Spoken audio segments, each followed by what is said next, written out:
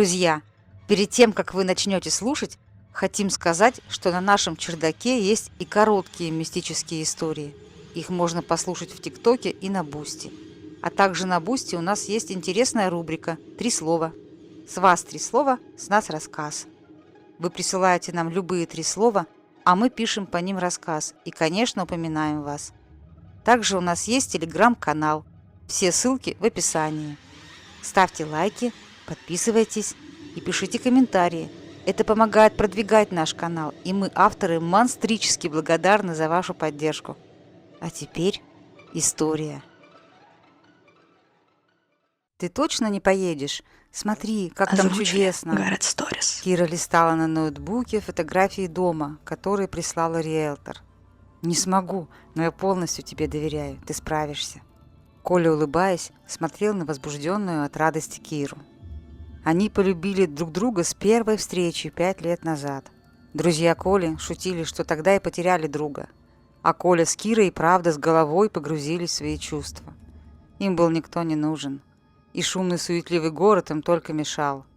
Поэтому никого не удивило, когда они объявили, что решили уехать жить в деревню. Накопив сумму, Кира и Николай заключили договор с агентством недвижимости. Им пообещали позвонить, как только найдут подходящий дом. И они стали ждать, рисуя в голове живописные картинки деревенской жизни. Через неделю после подписания договора им позвонила риэлтор, представилась Ларисой и предложила съездить посмотреть дом. Кира задумчиво шла рядом с Ларисой по деревне к машине. Деревенская улица была пуста, все были на работе. Иногда навстречу попадались пожилые люди, и все без исключения улыбались и приветствовали Киру и Ларису. А затем останавливались и смотрели им вслед. Лариса сказала, что новые люди тут редко появляются, а тем более чужие, не чьи-то родственники. Вокруг было спокойно и хорошо. Изредка лаяли собаки. Где-то во дворах гоготали гуси. Кира шла и глазела по сторонам. Дома на улице стояли добротные. Видно было, что деревня не нищенствовала. Деревянные заборы не скрывали буйную зелень фруктовых деревьев на участках и яркие цветы. Казалось, воздух был пропитан их запахами. Кире очень понравилась деревня. Ее воображение рисовало все более радужные картины их с Колей жизни. Рыбалка, по утрам зарядка в своем саду, свежее молоко, прогулки на свежем воздухе, баня с травяными настоями, грибы, ягоды, а по вечерам после работы душистый чай в беседке около дома под неспешные разговоры. Она не хотела рассматривать никакие другие варианты. Кира хотела остаться здесь, но стоимость дома, который они посмотрели с Ларисой, в 2 раза превышала ту сумму, которую они с Колей накопили. Кира села в машину, перебирая в голове варианты, у кого можно занять недостающую сумму. Лариса ехала молча, не мешая ей думать. Они почти выехали из деревни, как вдруг Кира схватила Ларису за руку. «Стоп! А что это за дом? Он продается? А можно его посмотреть?» И она указала на дом, стоявший в стороне от деревни на высоком холме у самого леса. С виду дом был заброшен, к нему вела дорога, и было видно, что по ней давно не ездили, да даже не ходили. Дом стоял на высоком холме, отсюда было как на ладони видна вся деревня. Он был большим и, несмотря на заброшенность, казался прочным. Сзади дома, буквально в 10 метрах от забора, возвышался лес, а сбоку из калитки от дома вела тропинка вниз к речке. Лариса остановила машину у дома на холме. Кира вышла и рассмеялась. Ее воображение было не остановить. Она прямо видела картинки Коли с ней, с будущими детьми в лодке, или как они всей семьей собирают землянику, или как они с Колей валяются на этом холме и глядят на звезды. Это было то, что она искала. Она раскинула руки и глубоко вздохнула. «Да, это он. Это мое место». Потом Кира повернулась к Ларисе. «Как можно узнать, чей это дом? Я очень, очень хочу его!» Видя решимость клиента, Лариса развела руками. «Ну, давайте сходим в правление деревни, спросим». Глава правления Федор Никитич, с любопытством поглядывая на Киру, сообщил, что хозяйка дома ушла в иной мир, но дом принадлежит государству, так как наследников не нашли, и они никак не заявили о себе в положенный срок. Лариса показала себя профессионалом и вскоре доложила Кире, что долгов за домом не числится, а стоимость в 2 раза ниже той суммы, которая была у Киры с Колей. «Только я должна предупредить», — Лариса зачем-то понизила голос. «Сзади дома находится старое кладбище.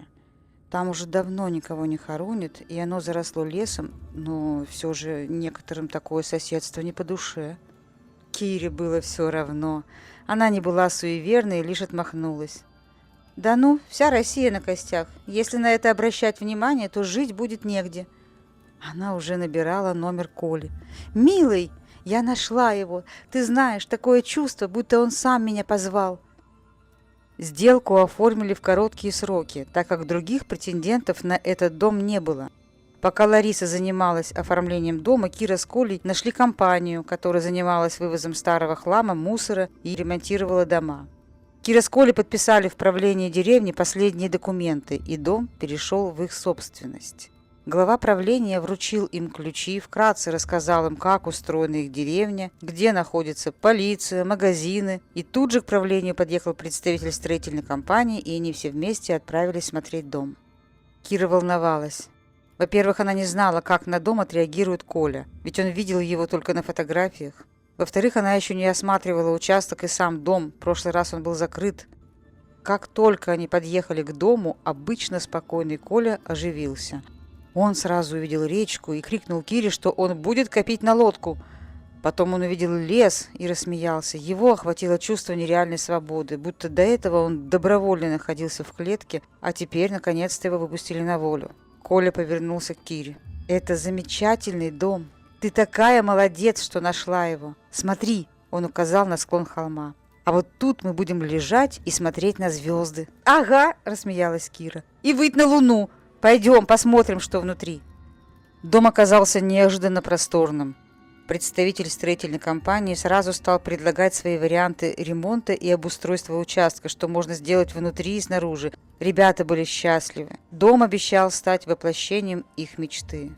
После обсуждения всех вопросов внутри дома все вышли осмотреть участок. Двор был вычищен, не было никакого мусора. Будто перед своей кончиной хозяйка заказала полную зачистку участка, причем и от растений тоже. Его будто тщательно выскребли граблями, даже трава росла лишь местами.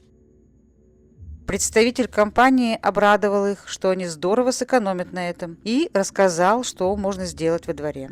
Потом они пошли посмотреть, что творится за домом. Кира шла впереди, но внезапно резко остановилась. Мужчины прервали разговор и посмотрели туда, куда показывала вдруг притихшая Кира. Прямо посередине заднего двора стояла пугало. Пугало в деревне не редкость, но это было какое-то уж совсем жуткое. На сбитых крестом кривых палках был закреплен мешок, непонятно чем набитый. Мешок был одет в мужскую рубашку. Что интересно, рубашка не была порвана, она была целая и не старая, какие носят деды в деревнях. Из рубашки торчали ноги, то есть это вроде тоже были мешки, только потоньше, на них были натянуты обыкновенные мужские носки. А вместо рук торчали длинные, почти до земли ветки. Короткое туловище пугало с длинными руками до земли венчала самая жуткая голова на свете. Под обыкновенной садовой шляпой на палке был прибит мешок, набитый соломой. Вместо глаз черным углем были нарисованы кресты. Не буквой X, а самые настоящие кресты, только перевернутые. А вместо рта был разрез, скрепленный по краям гвоздями, прибитыми к палке. И из этой страшной улыбки торчала в разные стороны обрезанная солома. Пугало, жутко улыбаясь, скалилась соломенными зубами кому-то в окне дома, не обращая внимания на людей. Оторопев от неожиданности, все трое разглядывали его. Затем Кира сказала: «Жуть какая! Его первого на вывоз!» И, развернувшись, ушла. Шло время. Кира получила хорошо оплачиваемый заказ на устный перевод и уехала в командировку в Алтайский край. Коля заканчивал свои проекты и готовился к переезду. Строительная компания поэтапно выполняла свою работу. Был уже вывезен мусор, отремонтирована крыша, заканчивали ремонт внутри дома. Когда Кира вернулась домой, все работы уже были закончены, и представитель строительной компании пригласил их на приемку. Когда ребята подъехали к дому, они были приятно удивлены. Дом сильно отличался от того, каким он был раньше. Участок окружал высокий деревянный забор желтого цвета. Забор был неплотным, как и у других жителей деревни. Сквозь него были видны посаженные кусты боярышника, невысокие деревья, а выбеленный дом поблескивал новыми стеклопакетами. Справа от центральной дорожки стояла маленькая миленькая беседка со столом и подвесной лампой. От главной дорожки в разные стороны убегали тропинки, которые делили участок на клумбы, засаженные разными цветами. Кира была в полном восторге, а Коля, равнодушный к цветам, тянул ее в дом. Внутри дома пахло свежим деревом и немножко краской. Новые большие окна добавляли света и ощущения простора. Представитель строительной компании провел экскурсию, показал кухню, гостиную, спальню, гостевую, которую легко было переделать в детскую. Тут к ним подошел один из рабочих. «Извините, у меня вопрос. А что делать с пугалом на заднем дворе?» «С пугалом?» – удивилась Кира и повернулась к представителю строительной компании. «А разве вы его не выбросили? Мы же договаривались». Мужчина был тоже удивлен. Он вытащил из кармана телефон и со словами «Сейчас узнаем» вышел из дома. Через некоторое время он вернулся и с досадой сообщил, что вывоз мусора выполняет субподрядная организация, и они утверждают, что выкидывали это пугало. «Врут, конечно, но вы не волнуйтесь, я останусь и лично проконтролирую, чтобы его тут больше не было». Подписав документы о приемке работ, Кира с Колей уехали в город собирать вещи, а представитель компании решил подождать остальных своих работников и заодно проконтролировать, чтобы пугало было вывезено на свалку. Через 3 дня жители деревни наблюдали, как к дому на холме подъехала «Газель». Грузчики быстро выгрузили вещи и уехали. Коля хотел приступить к распаковке коробок, но Кира остановила его. «Подожди. Новое жилище, особенно если это дом, необходимо очистить от духа предыдущих жильцов. Короче, его надо обкурить». Коля рассмеялся. «Ну да, и будем жить в обкуренном доме?» Кира улыбнулась и вытащила из коробки мешочек. В последней командировке на Алтае поздно вечером у гостиницы меня остановила какая-то женщина. Представляешь, она сказала, что знает, что мы купили дом. А потом дала мне этот мешочек и сказала, что надо поджечь содержимое на блюдечке и обойти весь дом, и что это очень важно. Потом я поискала информацию в интернете, и да, так делают, очищают дом от нечистой силы. Говоря это, Кира нашла блюдце, высыпала туда содержимое, встала около входной двери и подожгла. «Начну отсюда. Здесь же и закончу». Кира медленно пошла вдоль стен, уделяя особое внимание окнам. Коля, сидя на стуле, наблюдал за ней с улыбкой. После кухни она зашла в гостевую, единственную комнату, окно которой выходило на задний двор. В комнате было темно. Единственное окно было закрыто шторами. Кира шла, смотрела на огонь и шептала: «Это будет лучшее место на свете. Мы никуда отсюда больше не уедем. Мы будем здесь счастливы. Ты, я», — говорила она, медленно раздвигая шторы. «И пугало!» — закричала Кира и выронила блюдце.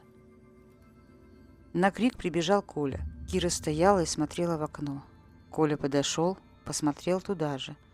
Прямо на них, улыбаясь своей жуткой улыбкой, смотрела пугало. Коля разозлился. «Да что же это такое? Мы же договорились, халявщики!» Кира была возмущена. «Коля, сегодня же Игорь с Наташей приедут. Надо убрать этот ужас». «Все надо делать самому!» С этими словами Коля вышел из дома. Кира наблюдала из окна, как Коля, вооружившись лопатой, окопал землю вокруг пугала. Потом легко выдернул его, подошел к забору и вышвырнул его подальше. Потом отряхнул руки, улыбнулся Кире и показал большой палец вверх. Кира послала ему воздушный поцелуй. Весь день ребята готовились к новоселью. Они распаковывали коробки, готовили еду. Они решили заранее, что к ним приедут только их близкие друзья, благодаря которым они и познакомились. Большую вечеринку устраивать они не хотели. Ближе к вечеру приехали Игорь с Наташей. Первым делом ребята отвели гостей на речку. Игорь пообещал, что на рыбалку теперь только сюда, а девочки затребовали построить баню. Когда темнота сгустилась, ребята ахнули. До чего было красиво. Небо над холмом было плотно усеяно звездами. Луна полным кругом висела прямо над домом. Внизу огоньками мерцала деревня. Пели сверчки, в деревне изредка лаяли собаки. Спокойствие, счастье разливалось внутри Киры. Игорь и Наташа пошли к дому, а Кира прижалась к Коле. Ей захотелось еще на чуть-чуть задержать это мгновение. Сзади к ним подошел Игорь. «Ребят, а что это за страхолюдина у вас за домом?» «Какая страхолюдина?» Кира резко повернулась к Игорю. «Да пугало, жуткое такое. Я, конечно, не знаю, какие они должны быть, но от этого ужас прямо до пяток пробирает». Говорил он это уже в спину Киры, которая быстро шла за дом. Коля и Игорь пошли следом. На заднем дворе по-прежнему стояло пугало. Только теперь оно было повернуто к ним. Оно стояло и улыбалось им своей жуткой улыбкой. «Как же это все достало!» — сквозь зубы процедил Коля. Потом его вдруг осенило. «Так, сегодня же полнолуние, правильно? Волшебная ночь. Предлагаю его сжечь и окурить участок». Окурить?» — Наташа вопросительно посмотрела на Колю. «Все вопросы к моей любимой жене. Она привезла этот обычай из Алтая. Дом у нас уже обкуренный. Теперь и землю окурим». Новая затея сначала понравилась гостям. И под выпивку и музыку они облили пугало спиртом и подпалили его. Солома вспыхнула мгновенно. Большой факел осветил дом и отбросил на его стены зловещие тени. На стене, прямо под окном, плясал крест. Кира, не отрываясь, смотрела на пугало. Оно почти полностью сгорело. На крестовине, держащей мешки, остались торчать гвозди, растягивающие плотную ткань в жутком, пустом, искривленном, злобном оскале. Потом ткань оторвалась и упала вниз. Под полной луной на дворе их нового дома горел крест. Внизу в деревне выли собаки. Веселье как-то быстро свернулось, и все отправились спать. Утром Игорь и Наташа, сославшись на дела, уехали. Коля еще спал. Кира проводила их, потом сварила себе кофе и пошла работать. Зайдя в гостевую комнату и бросив взгляд в окно, она закричала и выронила чашку. На нее, жутко улыбаясь, смотрела пугало. Не обращая внимания на осколки, Кира побежала к Коле и растолкала его. «Я так больше не могу! Что происходит, Коля?» Коля не мог понять, что произошло. Кира потащила его в гостевую комнату. «Оно снова на месте!» — кричала и плакала Кира. «Смотри, оно опять стоит там!» Коля смотрел на пугало, потом ошарашенно произнес. «Кир, так не бывает. Мы его сожгли, понимаешь? Насовсем. В пепел. Там остался только пепел. Я сам видел». «Может, это розыгрыш чей-то? Может, местные так шутят? Пугают они так, новеньких, может быть. На стойкость испытывают, а?» Коля посмотрел на Киру. «То есть ты считаешь, что у них есть где-то запас пугал, и они легко меняют старое на новое?» «Я не знаю. А у тебя есть какие-то другие варианты?» Коля раздраженно ответил. «Пока нет, но мы должны найти этому объяснение». Коля сфотографировал пугало на телефон. «Пойдем в правление и спросим, что тут творится». Как только они зашли в правление, им навстречу из-за стола поднялся возмущенный Федор Никитич, глава правления. «А, вот и вы!» — с угрозой в голосе произнес он. Кира с Колей непонимающе переглянулись и вопросительно посмотрели на Федора Никитича. «Вы что это за шабаш вчера устроили? Мне спать до утра не давали, а сегодня с утра я на вас уже 7 жалоб получил. 7 с утра!» Не давая им раскрыть рта, он продолжил. «Люди думали, что у вас там пожар. Ко мне бегали, просили вызвать пожарных. Вы вообще знакомы с элементарными правилами проживания в деревянном частном доме?» «Да, тут тоже есть правила общественного проживания. Черт-те что устроили!» Успокоившись, он сказал. «Я все понимаю. Дело молодое. Шашлыки, праздники. Но народ волнуется. когда видит костер величиной с дом. За вас волнуется, между прочим, тем более место там дурное. Кира мгновенно зацепилась за его слова. То есть дурное? Почему дурное? Федор Никитич отмахнулся. Лес рядом. Устроите тут еще пожарище вселенского масштаба, да и кладбище рядом спокойствия не добавляет, хоть и старое оно. Народ у нас суеверный, во всякую чертовщину верит. Кира не собиралась отступать. А в какую чертовщину верит народ? В эту? Коля протянул ему телефон с фотографией пугала. Это ваших рук дело? Федор Никитич взорвался. Моих? Вы там перепили, что ли, вчера? Он повернулся к Кире. Да мне все равно, во что люди верят. Уберите от меня телефон. Отмахнулся он от Коли. Я тут для охраны спокойствия и общественного порядка сижу, так что идите и изучите правила совместного проживания в частном секторе. В следующий раз будете не со мной, а с полицией разговаривать. Свалились тут на мою голову. И он выставил их за дверь. Ребята постояли немного на улице и решили, что сейчас им просто необходимо уехать в город, успокоиться и посмотреть на все со стороны. В городе они зашли в кофейню, Коля решил поработать, а Кира стала искать в интернете информацию о подобных случаях. Ничего подобного ни с кем не происходило. Кира разместила фотографию пугала с вопросами на тематических форумах, попросив читателей ответить как можно быстрее. Коля закончил работать, вопросительно посмотрел на Киру. Она грустно помотала головой. «Ясно», — сказал он. «Ну, тогда едем домой. И устроим сегодня засаду. Сами вычислим шутника». Домой они приехали к вечеру. Коля молча взял топор, пошел на задний двор и перерубил крестовину пугала. Затем изрубил верхнюю часть, засунул все это в мешок, сверху положил камни, крепко завязал мешок и выбросил в реку. «Ну, это пугало они точно восстановить не смогут», – пробормотал он. Сидеть в засаде они решили по очереди, прямо у окна. Первой дежурила Кира. Коля должен был сменить ее в 3 часа ночи. Кира сварила себе кофе и села у окна в полной темноте. Чтобы не было страшно, она взяла наушники и включила подкасты с какими-то историями.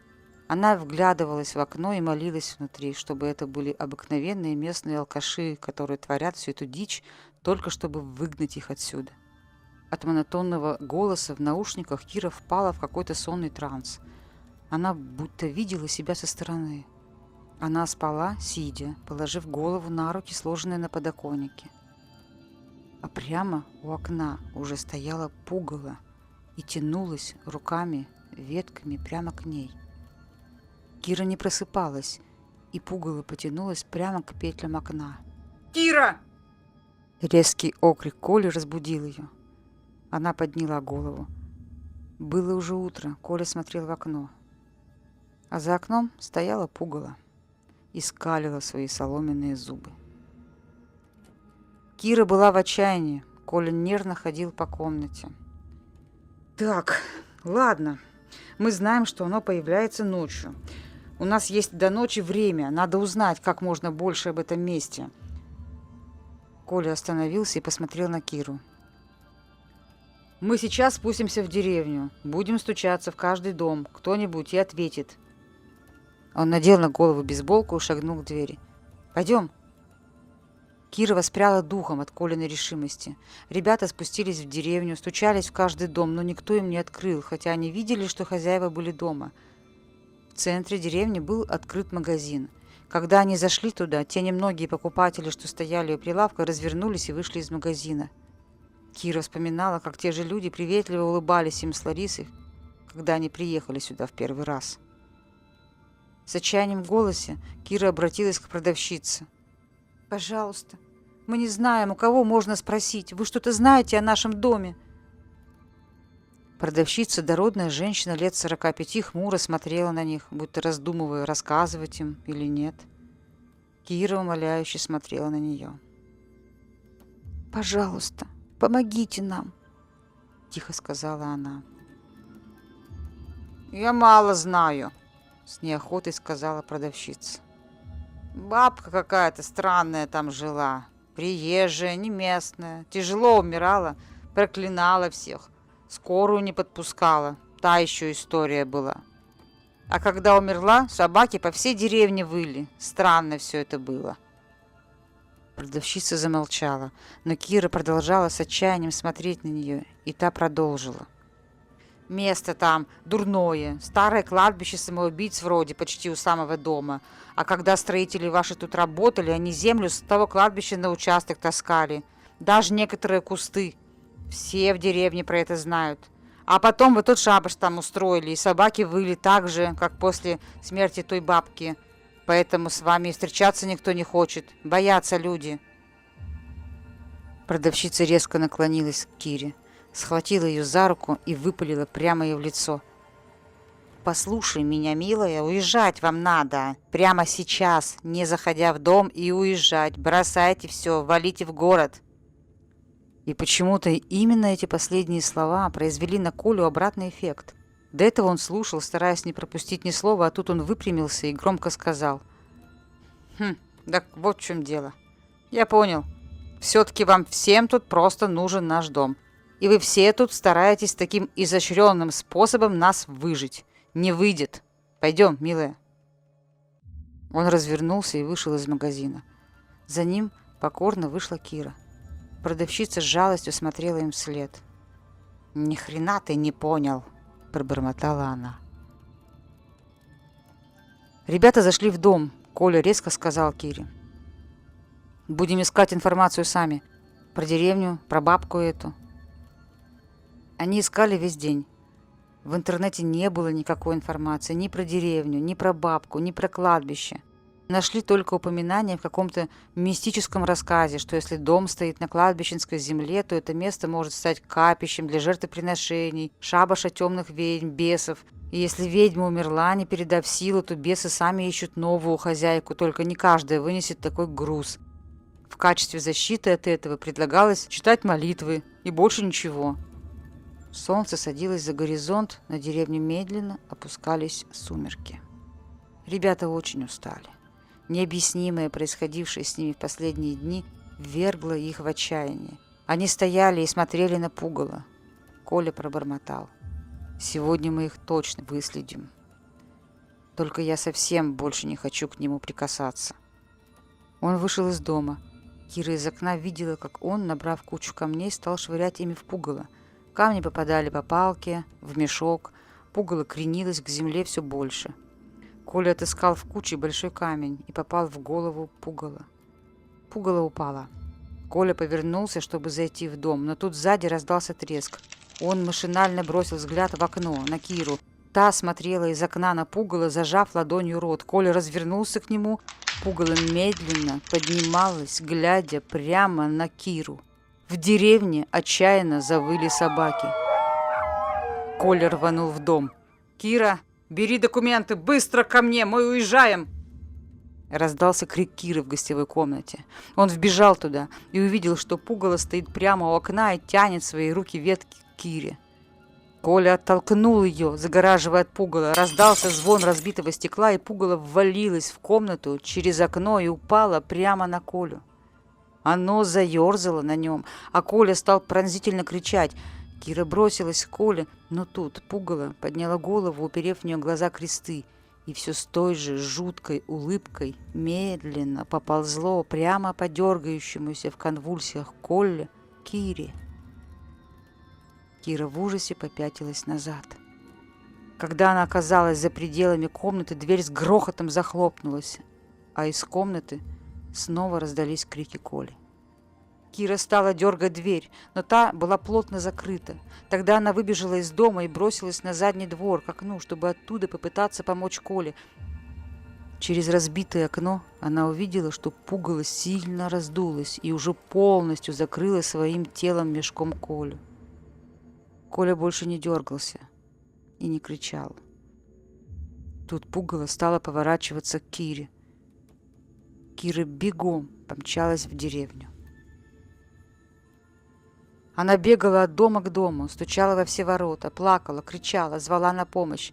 На улице стали выходить недовольные люди. Федор Никитич услышал шум на улице и вой собак, а потом стук в свои ворота. Когда он их открыл, в них кулем ввалилась Кира и упала прямо на его грудь. Она плакала и громко кричала. «Оно съело Колю! Оно проглотило моего мужа! Помогите! Помогите его спасти!» Федор Никитич позвал мужиков, и все вместе они направились к дому на холме. Киру била крупная дрожь. Она мертвой хваткой вцепилась в Федора Никитича и, судорожно всхлипывая, шла рядом. И чем ближе они подходили к дому, тем больнее она впивалась в его руку. Зайдя на участок, Кира сразу потянула Федора Никитича за дом. Все остальные пошли с ними. Когда они обошли дом, Кира увидела, что окно в гостевой комнате абсолютно целое. А прямо перед ним стоит и смотрит в него пугало.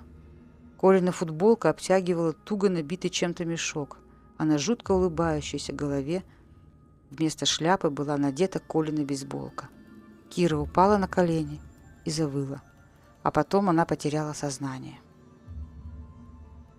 Месяц спустя в магазин зашел Федор Никитич. В магазине никого, кроме продавщицы, не было. Ну что, Ларис, закончился твой отпуск, уехала сестра? Лариса усмехнулась. Закончился. Досрочно. Некогда нам отдыхать. Она протерла прилавок тряпкой. Никитич не уходил. Ну, как там дом, да и вообще? Она бросила быстрый взгляд на Федора Никитича. Дом пустой стоит, а дело закрыли. Как говорится, нету тела, нету дела. А тело найти не могут. Пропал этот Николай. Может, говорят, загулял и сбежал. Они помолчали.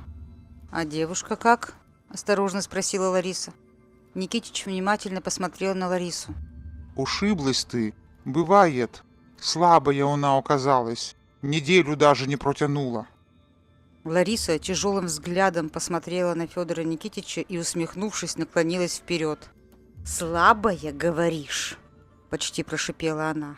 «Но 5 лет спокойной жизни вы получили». На ее лице было столько злобы и отвращения, что Никитич шарахнулся от нее к двери. Получили. Сама же знаешь, без этого никак. И быстро, не оглядываясь, вышел из магазина. Лариса смотрела ему вслед и вспоминала Киру, какой она была в их первую встречу, когда она привезла ее смотреть дом. «Ишь ты, ошиблась.